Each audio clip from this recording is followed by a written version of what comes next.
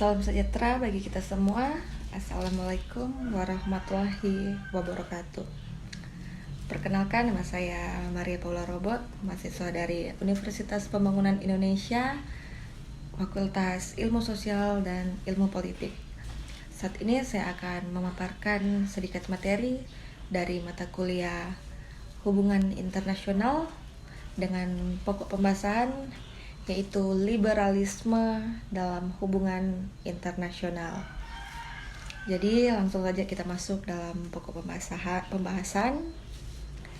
Liberalisme secara harfiah bisa dikatakan sebagai sebuah ideologi mengenai kebebasan.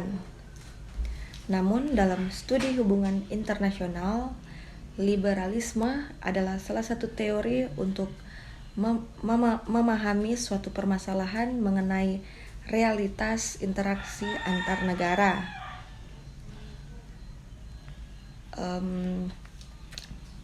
Dasar-dasar liberalisme. Liberalisme didasarkan pada argumen moral bahwa memastikan hak individu seseorang untuk hidup, kebebasan dan properti adalah tujuan tertinggi pemerintah. Konsekuensinya, kaum liberal menekankan kesejahteraan individu sebagai dasar pembangunan sistem politik yang adil. Sistem politik yang ditandai oleh kekuatan yang tidak terkendali seperti monarki atau kediktatoran tidak dapat melindungi kehidupan dan kebebasan warganya. Karena itu, perhatian utama liberalisme adalah membangun institusi yang melindungi kebebasan individu dengan membatasi dan mengontrol kekuasaan politik. Perspektif liberalisme dalam teori hubungan internasional. Fenomena hubungan internasional.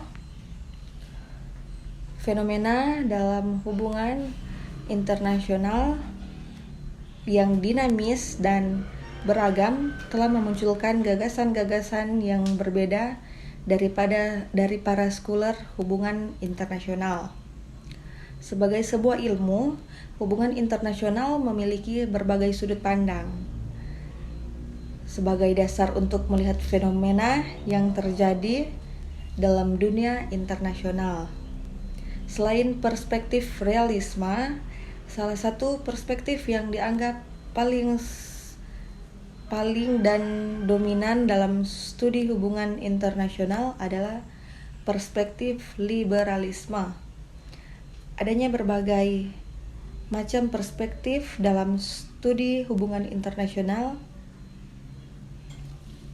jangan dipandang sebagai zero sum game di mana yang satu membunuh dengan yang lain. Hal ini dimaksudkan bahwa setiap adanya perspektif baru yang diambil atau yang muncul bukan berarti perspektif lama dalam studi hubungan internasional telah mati dan tidak berlaku. Setiap perspektif dalam hubungan internasional akan terus berkembang dengan harapan dapat selalu mengkaji berbagai fenomena yang terjadi dalam dunia internasional dengan baik. Berdasarkan uraian materi yang telah dibuat oleh penulis menyimpulkan bahwa liberalisme merupakan perspektif yang memandang optimis atau atas sifat dasar manusia.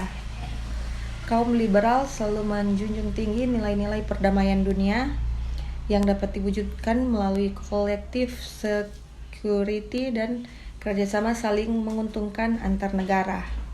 Perspektif liberalisme menganggap politik domestik maupun politik internasional sama penting, mengingat keduanya dapat mempengaruhi sistem internasional.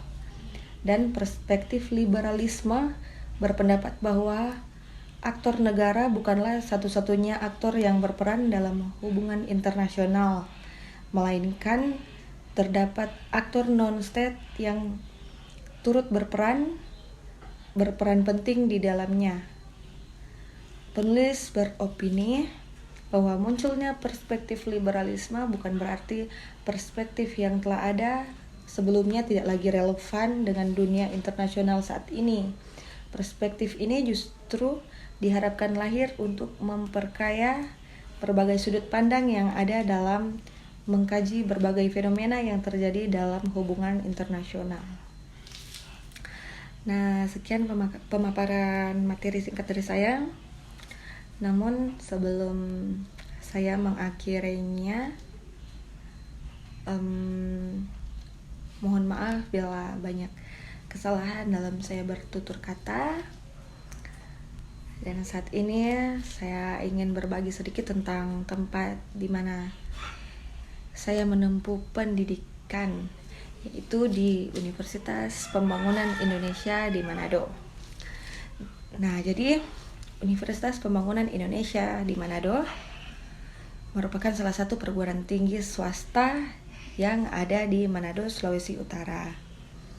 Visi Universitas Pembangunan Indonesia yaitu menjadi perguruan tinggi yang unggul, berkualitas dan mandiri dalam ilmu pengetahuan dan teknologi, serta berdaya saing global pada tahun 2025.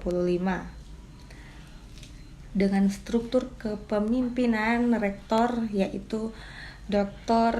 Anda Dewi C. Harende Magister Sains, dengan daftar fakultas dan program studi, yaitu yang pertama Fakultas Keperawatan dengan program studi yang pertama keperawatan dan yang kedua profesi nurse, dan fakultas yang kedua yaitu Fakultas Pertanian dengan program studi agribisnis, dan yang ketiga Fakultas FISIP atau Fakultas Ilmu Sosial dan Ilmu Politik dengan program studi Ilmu Politik, dan yang keempat Fakultas Hukum dengan program studi Ilmu Hukum, yang kelima Fakultas Teknik dengan program studi yang pertama Arsitektur, kedua Teknik Elektro, dan ketiga Teknik Sipil, dan yang keenam yaitu Fakultas Sastra dengan program studi Sastra Inggris. Untuk Fakultas Ilmu Sosial dan Ilmu Politik di bawah pimpinan Dekan Rini I. Patasaka, Sarjana Ilmu Politik, Magister Sains. Dalam FISIP kita akan belajar tentang sistem politik, kekuasaan, birokrasi pemerintahan, dan masih banyak lagi yang pastinya membuat kita lebih peka dengan kondisi negara kita saat ini. FISIP itu luas, bisa jadi jurnalis politik, kerja di bidang pemerintahan, konsultan politik, pekerja sosial, menjadi pejabat, peneliti, atau dosen. Sangat luas. Jadi, bagi calon mahasiswa yang tertarik bergabung bersama kami di Universitas Pembangunan Indonesia, lebih khusus Fakultas Ilmu Sosial dan Ilmu Politik, silakan cek informasi mahasiswa baru di laman PMB Universitas Pembangunan Indonesia, atau bisa langsung datang ke kampus yang beralamatkan di Jalan Walter Monginsidi 6 nomor 125 Bahu, Lingkungan 2, Kota Manado. Sekian dari saya, terima kasih.